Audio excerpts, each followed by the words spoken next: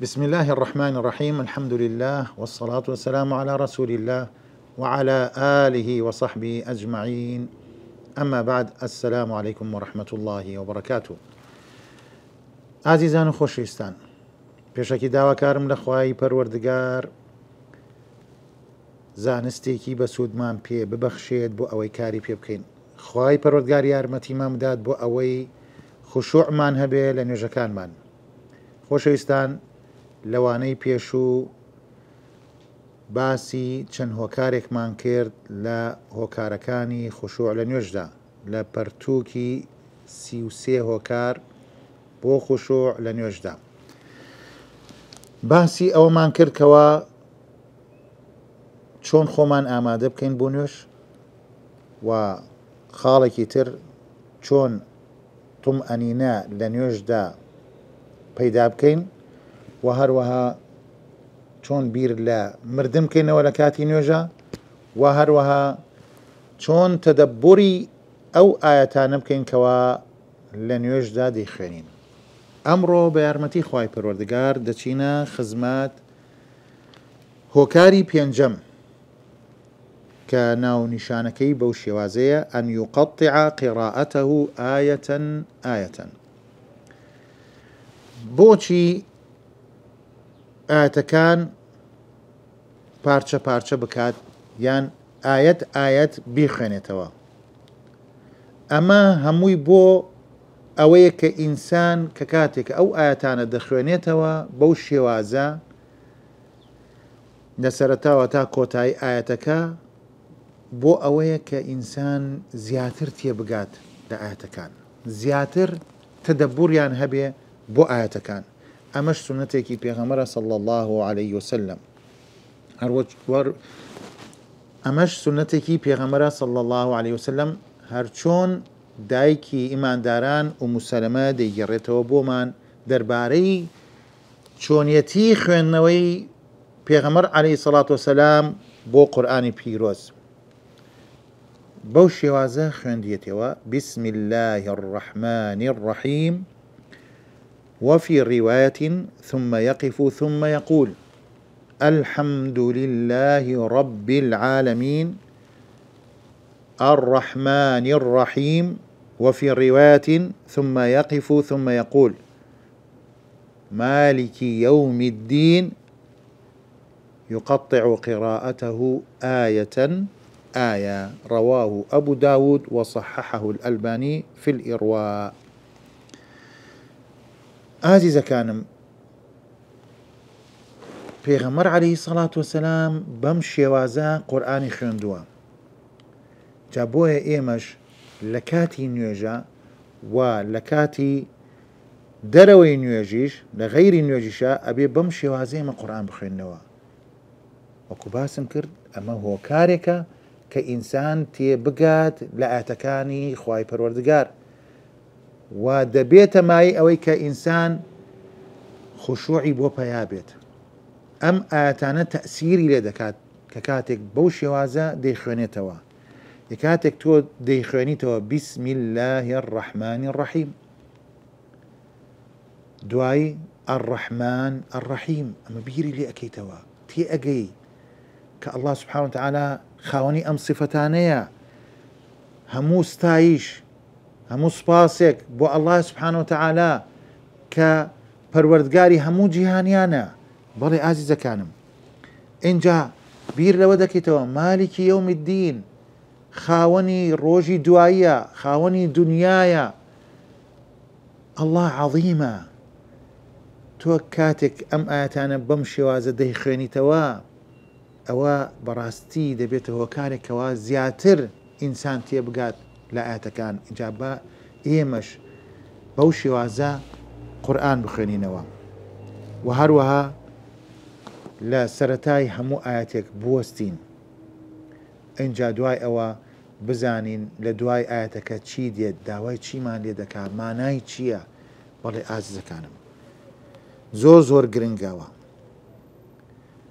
خاڵی شەشەم و هۆکاری شەشەم تەرتیل القراءة وتحسين الصوت بها. باسی ئەوەمان بۆ دەکات کەوا ئەم جارە شێوازی خوێندنەوەی قورئانەکە بە تەرتیلی بیخوێنین، لەسەر خۆ بیخوێنین، بتوانین صفاتەکان حەقی خۆی بدەینێ، مەخارجی حروفەکان دەربێنین. بەڵێ ئازیزەکانم، و هەروەها دەنگمان خۆشکەین کە کاتێک قورئان دەخوێنین. الله سبحانه وتعالى دەفەرمێ وەڕەتیل القورئانە تەرتیلا، و شێوازی خوێندنی پێغەمبەر صلی الله عليه وسلم بۆ قورئان ئەوەیە کەوا بەو شێوازە خوێندوێتی، لەسەر خۆ خوێندیەتی، و وەک چۆن بڵێ مانای ئاەتەکانت پیشان دەدات، تێبگەی لە ئاەتەکان، هەروەکو چۆن وەکانت قراءته صلى الله عليه وسلم مفسرة حرفا حرفا. وكان صلى الله عليه وسلم يقرأ بالسورة فيرتلها حتى تكون أطول منها.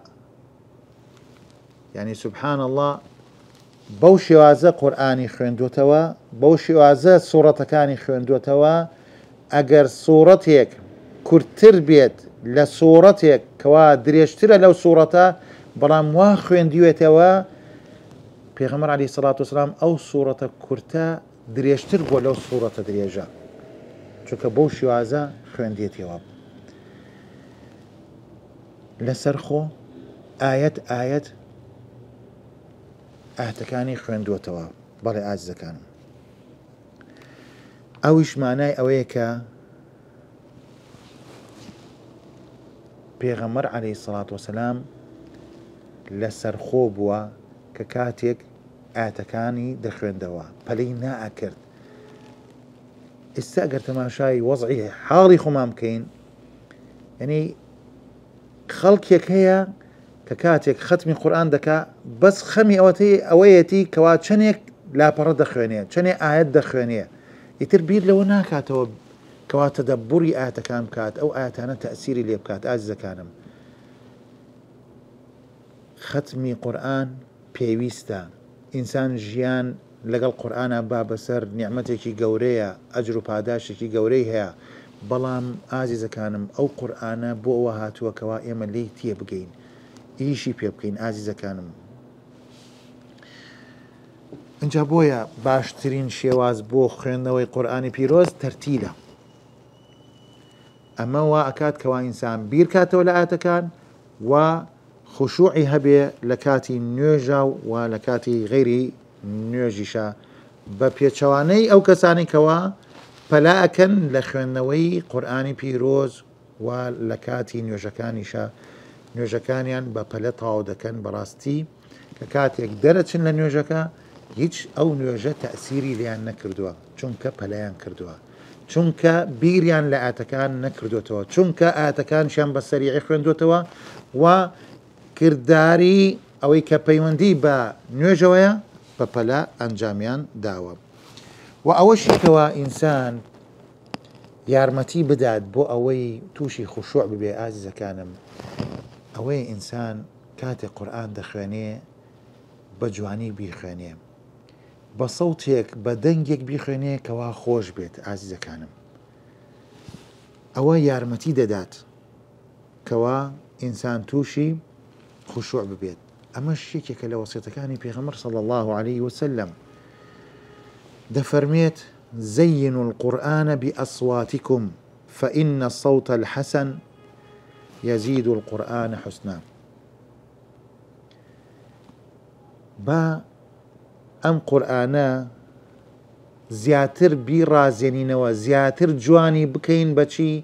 بە دەنگەکانمان، بە تایبەت ئەو کەسانی کەوا دەنگیان خۆشە. ئازیزەکانم، ئەو کەسانی کەوا دەنگیان خۆشە، ئەوە نیعمەتێکی گەورەیە، شکری خوای پەروەردگار بکەن لەسەری. لە ڕێگەی ئەو دەنگخۆشیەوە دەتوانێت خزمەتی ئیسلام کات. سواز بۆخوا ئیستا تەماشا دەکەی کەوا الحەمدولله رب العالمین لە ناو سۆشیال میدیا لە کەناڵەکانە خەڵکانێکمان هەیە کەوا بە زمانی خۆمان بە کوردی کە بەناوبانگ بوونە، ئەوە شەرەفی قورئانە، ئەوە فەزلی خوایە لەسەریان. با شکری خوای پەروەردگار بکەن، لە ڕێگەی ئەو قورئانەوە خزمەت دەکەن، خوای گەورە ئیخلاص و سەوابیان پێبەخشێت، خوای گەورە بە دووریان بگرێت لە سومعە و لە بازرگانیکردن بە قورئانی پیرۆز و بە دەنگی خۆیان. نە ئینسان بۆ خوا سوڵحاو بێ، خزمەتی ئەو قورئانە پیرۆزە بکات، ئەو قورئانە زیاتر جوان کاتەوە بە دەنگە خۆشەکانی. بەڵێ ئازیزەکانم، اینجا بۆیە دەنگی خۆش وا ئەکاتکەوە ئەو قورئانە زیاتر جوان بێت، زیاتر بیڕازێنێتەوە. ئەوەش حاکم ڕیواتی کردووە لە صحیحی جامع شاتوە. جا بۆیە لێرە ئیشارەت بەوە دەدات شێخ خوای گەورە بیپارێزێ: وليس المقصود بتحسين الصوت التمطيط والقراءة على ألحان أهل الفسق، وإنما جمال الصوت مع القراءة بحزن، كما قال النبي صلى الله عليه وسلم: إن من أحسن الناس صوتا بالقرآن الذي إذا سمعتموه يقرأ حسبتموه يخشى الله. رواه ابن ماجه وهو في الصحيح الجامع. هذه كان أبي إنسان ئاگادار بێت، ئەبێ ئینسان بەڕاستی خۆی بپارێزێت لە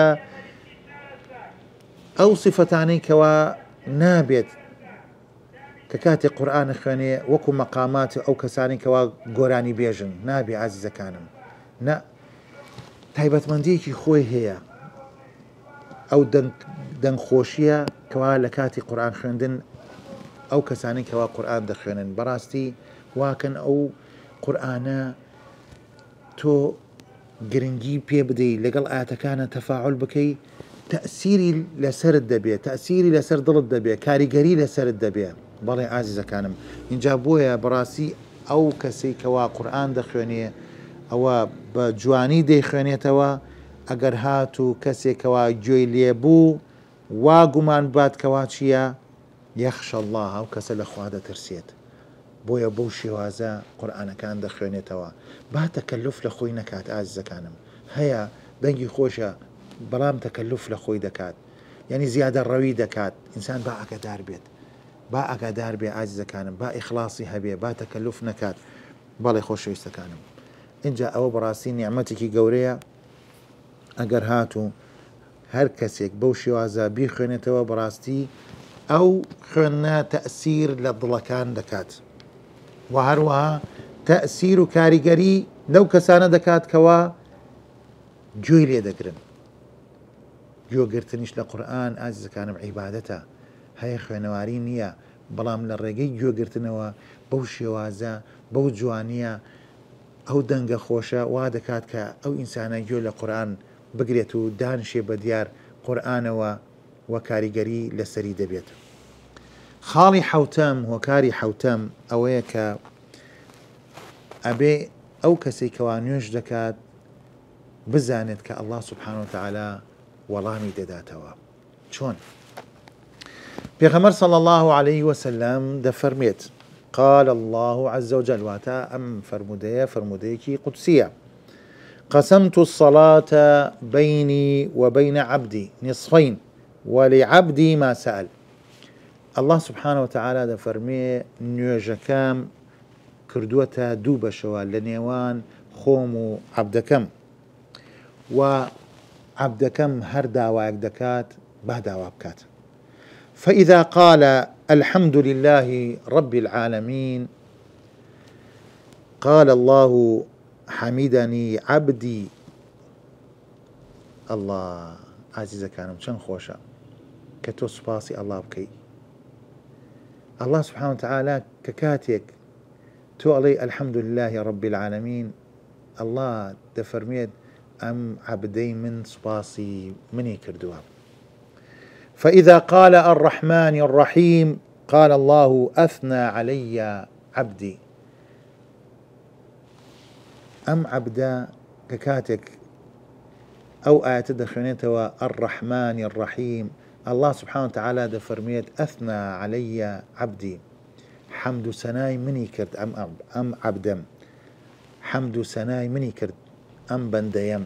بەڵێ ئازیزەکانم ئەگەر تەماشا بکەین الله سبحانه وتعالى دەفەرمێت فإذا قال مالك يوم الدين، ئەگەر عەبدەکەم بڵێت مالك يوم الدين قال الله مجدني عبدي.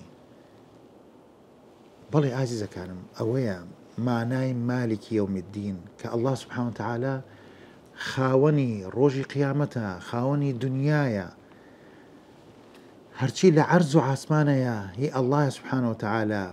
جا بۆیە ئینسان پشت ببەسێ بە الله سبحانه وتعالى. ئەلەیس الله بکاف عەبدە، کە کاتێک ئەو عەبدە دەفەرمێت مالکی یەوم الدین، ئەوە گەورەی الله سبحانه وتعالى دەگەیەنێت. جا بۆیە ئەو عەبدە بەڕاستی تەمجیدی الله دەکات سبحانه وتعالى. وكاتێکیش دەڵێت فإذا قال إياك نعبد وإياك نستعين قال الله هذا بيني وبين عبدي ولعبدي ما سأل. الله أكبر. خۆشەویستەکانم، بۆیە سوورەتی فاتحە بەڕاستی زۆر گرنگە ئینسان بە جوانی بیخوێنێتەوە، بە جوانی تێبگا لێی. ئەگەر پارەشی داوە با بڕوات فێری سوورەتی فاتحە ببێت وەکو خوێندنەوە، و هەروەها با بڕوات لای مامۆستایان تێبگا لە سوورەتی فاتحە. تەماشای ئەم بڕگەیە بکەین. فإذا قال إياك نعبد وإياك نستعين با بیرکەینەوە کە کاتێک دەڵێن یا الله ئێمە تەنها و تەنها عیبادەتی تۆ دەکەین، هیچ کەسێک نییە شایستەی عیبادەت بێت بەڕاستی تەنها تۆ نەبێ یا الله. بۆیە ئیاکە نەعبود، تەنها عیبادەتی تۆ دەکەین، و ئیاکە نەستەعین، تەنها پشت بە تۆ ئەبەستین، داوای یارمەتی لە تۆ دەکەین یا الله. بەڵێ ئازیزەکانم، ئەگەر ئێمە بەو شێوازە بین واللهی تووشی خوشوع دەبین، هەست بە تامی نوێژ دەکەین، هەست بە تامی وەستان لە بەرامبەر الله دەکەین سبحانه وتعالى، هەست بە تامی ڕکوع و سجود دەکەین، بەڵێ هەست بە تامی خوێندنەوەی قورئان دەکەین لە کاتی نوێژە. اینجا بزانین الله سبحانه وتعالى چی دەفەرمێت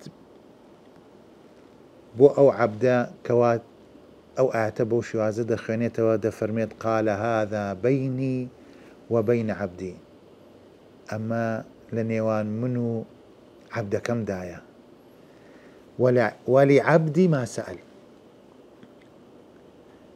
اینجا بۆیە ئینسان با داوا بکە لە الله سبحانه وتعالى. ئەمە لە نێوان عەبد و الله سبحانه وتعالى. چەنێ ئینسان عیبادەتی خوای پەروەردگار بکات، چەندێک داوای یارمەتی لە خوای پەروەردگار بکات، چەندێ پرسیار و داوای ترتەیە لە الله بکە، ولعبدي ما سأل. فإذا قال اهدنا الصراط المستقيم صراط الذين أنعمت عليهم غير المغضوب عليهم ولا الضالين قال الله هذا لعبدي ولعبدي ما سأل. ككاتك إنسان أو آتانا دخونيته داوا دكات اهدنا الصراط المستقيم. عزيزان خوش يستانم باب وستين با تدبري أم دعاء بكين. ئێمە لە ڕۆژێکە چەند جار داوا دەکەین لە خوای پەروەردگار کە ڕێنموویمان بکات، ئیرشادمان بکات، تەوجیهمان بکات، هیدایەتمان بدات بۆ سەر ڕێگەی ڕاست. ڕێگەی ڕاستیش واتە ئیسلام، ڕێگەی ڕاستیش واتە قورئان، ڕێگەی ڕاستیش واتە سنەتی صحیحی پێغەمبەر صلی الله عليه وسلم. باش ئەم دوعایە دەکەین، بۆیە ئەبێ ئێمە ئاگامان لە خۆمان بێت کە لە کاتی نوێژەکانە بەڵام سبحان الله هەندێ جار ئینسان کە تووشی غەفڵەت دەبێت کە کاتێک ئەو دوعایش دەکات سێرەکار لەسەر ڕێگایەکی ڕاست نییە. ئەی ئازیزەکەم، چاوەکەم، کە کاتێک تۆ ئەڵێ اهدنا الصراط المستقيم خۆت ئەبینیتەوە لەسەر ڕێگایەکی چەوت خۆت ئەبینیتەوە لەسەر ڕێگای شەیطان ئەمە یەک ناگرنەوە ڕێگای مستەقیم ڕاست دیارە بریتیە لە ئیسلام إن الدين عند الله الإسلام ومن يبتغي غير الإسلام دينا فلن يقبل منه ئەمە ناکرێت کەوا ئینسان بڵێ نوێژەکەم و داوای سیراط المستەقیم دەکە و سیراط المستەقیمیش ڕوون و ئاشکرایە لەولاوە لەسەر ڕێگەی شەیطان بێت لەسەر ڕێگای تەڵەبەکانی شەیطان بێ خوێندکارانی شەیطان بێت ئازیزەکانم بۆیە زۆر گرنگە ئێمە کاتێک ئاەتەکان دەخوێنینەوە ئەبێ بەو شێوازە بیخوێنینەوە الله سبحانه وتعالى جوابت دەداتەوە بۆیە لێرە دەفەرمێت وهذا لعبدي ولعبدي ما سأل ئەگەر بە ئیخلاسەوە ئێمە ئەو ئاەتانە بخوێنینەوە بە جوانی بیخوێنینەوە تێبگەین لێی ئەوە الله سبحانه وتعالى دەمان خاتە سەر ڕێگا ڕاستەکە ڕێنموویمان دەکات ثابتمان دەکاتە سەر ڕێگا ڕاستەکە چونکە لە دوای اهدنا الصراط المستقيم أو صراط المستقيم إنك صراط الذين أنعمت عليهم هم پیغمبرانا أو ريغا راستي عز كانم آية حزناكي لسر ريغي پیغمبران بيد ريغي پیاو چاکانا آية حزناكي لسر ريغي پیاو چاکان بيد ريغاي رازگويانا آية حزناكي لسر ريغاي رازگويان بيد ريغاي شهيدانا آية حزناكي لسر ريغاي شهيدان بيد أما إيما أو دعاء دكين عزيز كانم خواهی پەروەردگار سابتمان بکات لەسەر ئەو ڕێگە ڕاستە لەسەر ئەو ڕێگە جوانە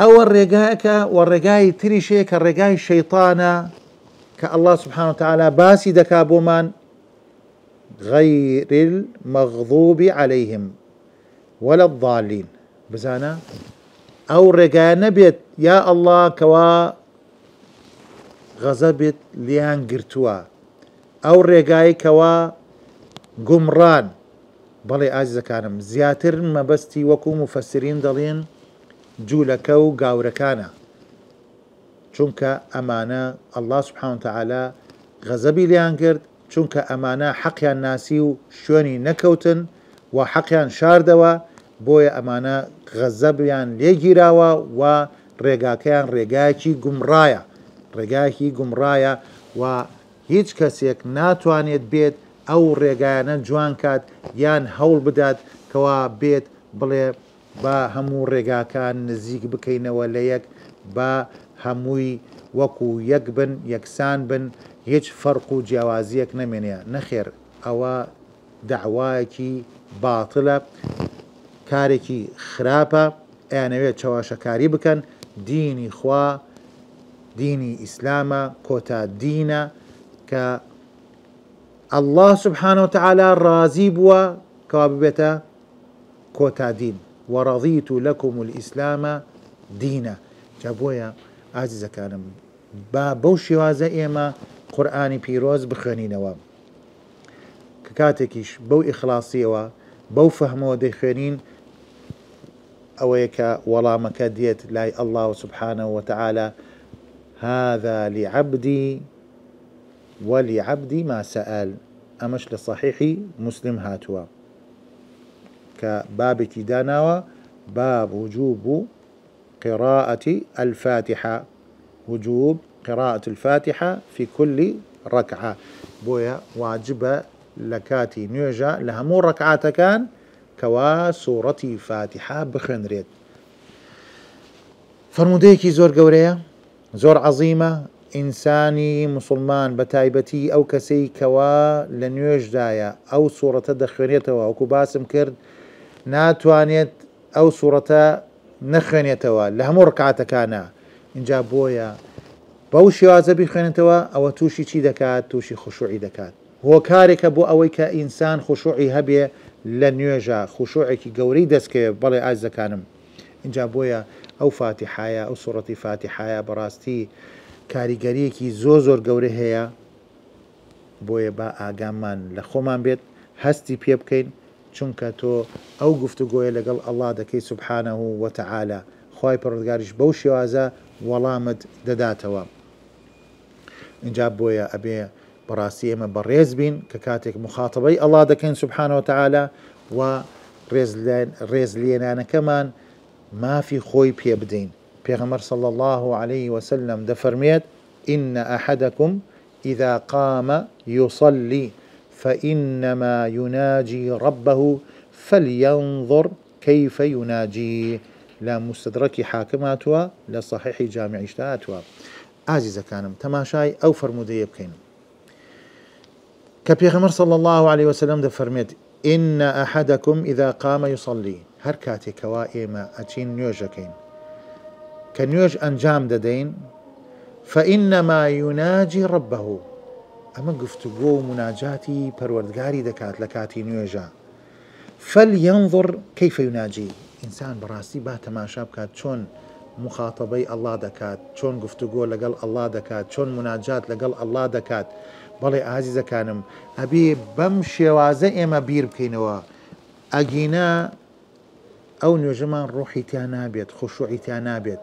هەر کاتێک بەو شێوازە بیرمان کردەوە کەوا تۆ بەرامبەر ئەڵڵا وەستاوی سوبحانەهو وتەعالا مناجاتی خوای پەروەردگار دەکەی ئەبێ بیر بکەیتەوە کە چۆن مناجات چۆن گفتوگۆ لەگەڵ ئەڵڵا دەکەی سوبحانەهو وتەعالا. خاڵی هەشتم ئازیزەکانم وكاري هشتام الصلاة إلى سترة والدنو منها. باسي سترة من بودكات كوا إنسان كاتك نيوش دكات با ستريك مانعيك لبيش خوي دانيت ونزيكيش ببيتوا لي. لو أموراني كوا سود بخشة إنسان سودي لي بخشة ويارمتي دادات بو أوي توشي خشوع بكات لكاتي نوێژا و گرنگی بە دانانی سوترە زۆر گرنگە.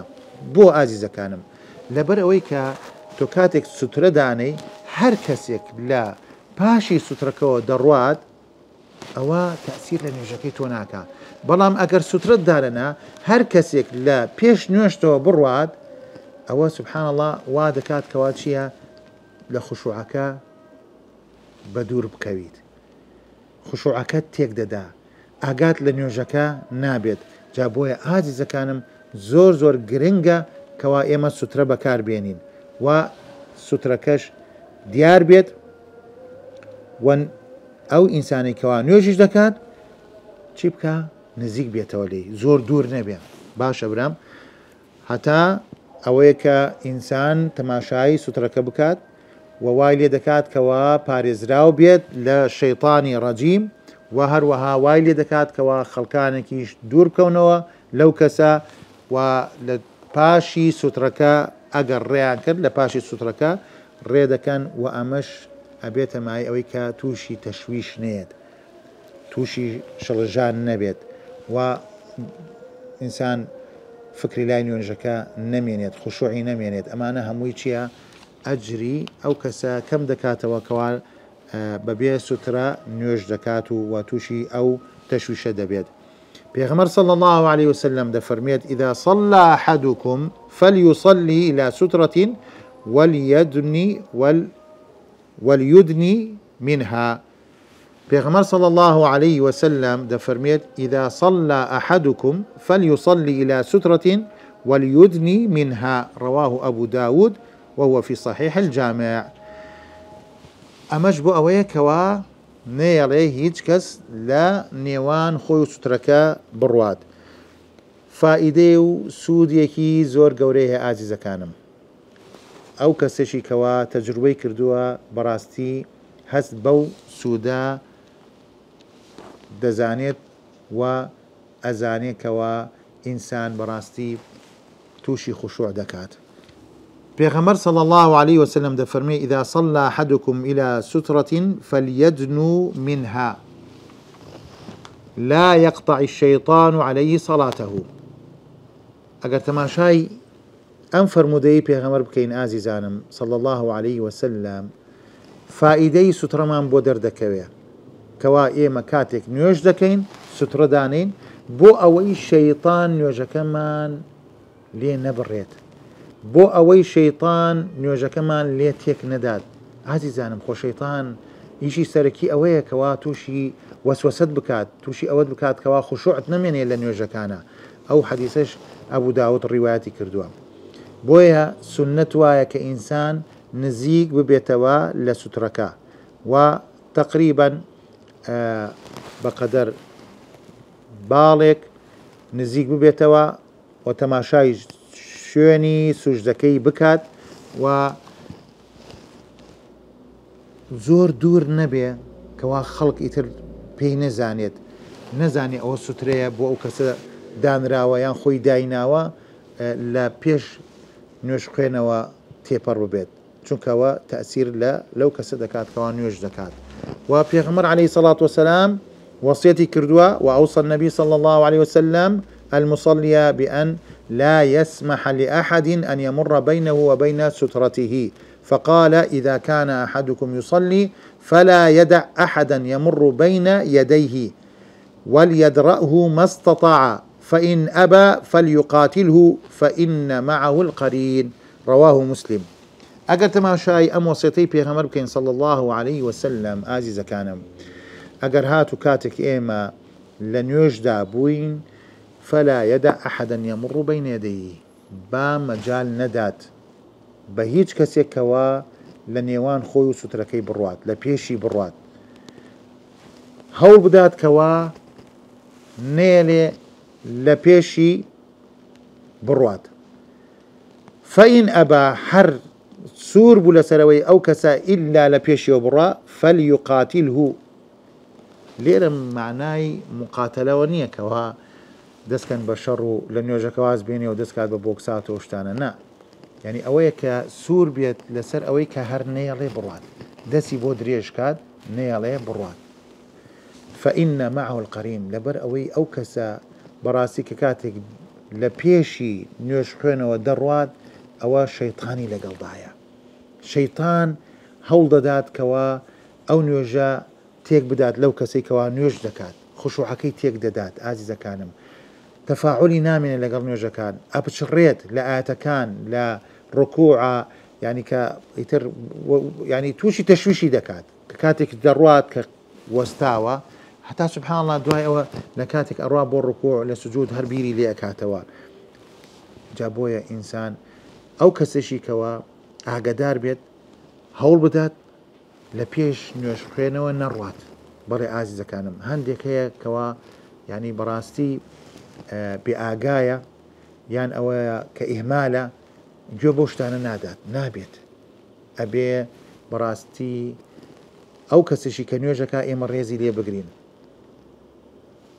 تووشی ئەوەی نەکەین کەوا مەشغوڵی بکەین تەشویشی بکەین خوشوعی نەیەڵین بەڵێ ئازیزەکانم بۆیە ئیمامی نەوەوی ڕەحمەتی خوای لێ بێ دەفەرمێ والحکمة في السترة كف البصر ئینسان کاتێک کەوا لە نوێژدایە وەستاوە ئازیزەکانم تەماشای شوێنی سجودی دەکات کەوا سوترشی داناوە ئەمە ئیتروا دەکات ئەم ئینسانە ئاگای لە چاوەکانی بێت ئێستا ئێمە دەبینین سبحان الله ئینسان کە کاتێک تووشی وەسوەسە دەبێت شەیطان دەیخەڵەتێنێ بیر دەکاتەوە ئاگای لە خۆی نامێنێ چیەکە چاوەکانی بەملاو بەولا بڕوا بکە نەفەری وا هەیە ینی تر وەک چۆن ڕێ حیسابات دەکات چەند کەس دێتە ناو مزگەوتەکەەوە چۆن دەڕات چی ناکە هەنی فکری لای نوێژەکە نییە فکری لای سوترەکە نییە چاوی تەماشای شوێنی سوژدەی ناکات سەیری ئاسمان دەکات سەیری ئەملا دەکات هەندێک جارۆک و باسم کرد ینی لە حەلەقەی پێشووتر کە ئینسان تەماشای مۆبایلەکەی دەکات کێتە پەیوەندی پێوە دەکات نابێت تەماشای سەعاتەکەی دەکات خۆی مەشغوڵ دەکات ئەمە بەڕاستی ئەم سوترەیەوا دەکات ئینسان ئاگای لە نوێژەکەی بێ و تەماشای ئەو شوێنە دەکات کەوا ئیتر بۆ ئەملاولان نیە و هەروەها تەماشا دەکەی لە حکمەتەکان ئەوەیە ئەو کەسەش منع دەکات کەوا لە پێشیەوە بڕات بەڵێ ئازیزەکانم لە نزیکیەوە بڕات نە چووکە سوترەی داناوە کابرا ئاگادار دەبێ کەیتر لە پشتی سوترەکەەوە دەڕوا هیچ کێشەیەکیش نییە لە پشتی سوترەکەەوە بڕوا و هەروەها دەبێتە مایەی ئەوەی کە شەیطانیش لەوێ نەڕوات و شەیطان کاریگەری لەسەری نەبێ بۆ ئەوەی نوێژەکەی لێ تێک نەدات بزان ئەمە لە فەوائیدی چیە سوترەیە کە لە شەرحی صحیحی مسلمدا ئیمامی نەوەوی ڕەحمەتی خوای لێبێ باسی دەکات. ئازیزەکانم، ئەم هۆکارانە بەڕاستی هەمووی گرنگن. ئێمە هەوڵ بدەین هۆکار جێبەجێ بکەین لەگەڵ ممارەسەکردن، لەگەڵ خۆماندیکردن، ئەوە دەتوانین هەموو هۆکارەکان جێبەجێ بکەین. ئەگەر جێبەجێمان کرد ئەوە دەبێتە مایی خۆشوعەکەمان هەبێت و زیادیشی بکات و بەهێزشی بکات. جا ئەو هۆکارانە بەڕاستی گرنگە ئێمە لە کاتی نوێژە ڕەچاوی بکەین بۆ ئەوەی ڕۆحی نوێژەکەمان بەدەست بێنین کە خۆشوعە. بەڵێ ئازیزەکانم، ئەو نوێژە با ئێمە گرنگی پێ بدەین، با ئێمە هەر شتێکەوە دەبێتە مایەی کە نوێژەکەمان تەواو بێت، نوێژەکەمان جوان بێت، نوێژەکەمان خۆشوعی تیا بێت، نوێژێک بێت کەوا ئیتر مناجات لەگەڵ ئەڵڵا بکەی سوبحانە و تەعالا. چەند خۆشە کەوا تۆ هەست بەوە بکەی، هەست بەو لەزەتە بکەی. ئازیزەکانم، زۆر گرنگە. داواکارم لە خوای پەروەردگار ئەو هۆکارانەمان بەنسیب بکات بۆ ئەوەی خۆشوعمان هەبێ لە نوێژەکانمان. داواکارم لە خوای پەروەردگار بە جوانترین شێواز نوێژەکانمان ئەنجام بدەین.